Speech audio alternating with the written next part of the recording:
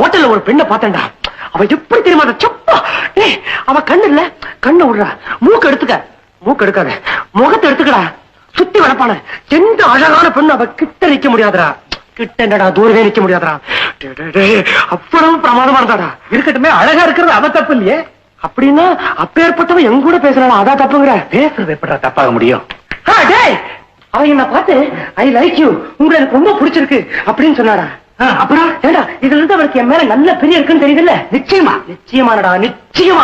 அவ பிறந்த நாளைக்கு எனக்கு மாத்திரம் தான் அழைப்பு அனுப்பிச்சிருக்கா, பாக்கி எந்த பையனுக்கு அனுப்பல தெரியுமா?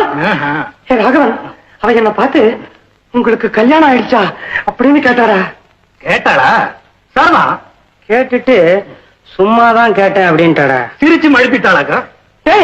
காலேஜ்னு ஒண்ணு இல்லன்னா பொழுது போற தெரியாம எவ்வளவு மணி நேரம் வேணா உங்க கூட பேசிட்டு இருப்பேன் அப்படின்னு சொன்னாடா. சுந்தரா, சந்தேகமே இல்ல.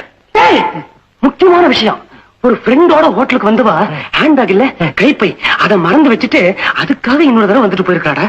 தனியா தானே வந்தா? ஆமா, ரெட்டை தனியா வெளியே விட்டுட்டா. ராகவா, அதுக்கு என்னடா அர்த்தம்? அவ உன்னை தனியா சந்திக்கணுங்கிறதுக்காக வந்திருக்கா. ஏன் சந்திக்கணும்? உங்ககிட்ட பேசுறதுக்கு. ஏன் பேசணும்? அவளுக்கு ஒண்ணு ரொம்ப பிடிச்சு போச்சு. ஏன் பிடிச்சு போச்சு? யார் அவன்? அவ உன்னை காதலிக்கிறான். இன்னொரு தடவை சொல்லு. அவ உன்னை காதலிக்கிறாடா. எழுதி கொடுறா. எனக்கு அப்படித்தாண்டா தோணுது. நிச்சயமா?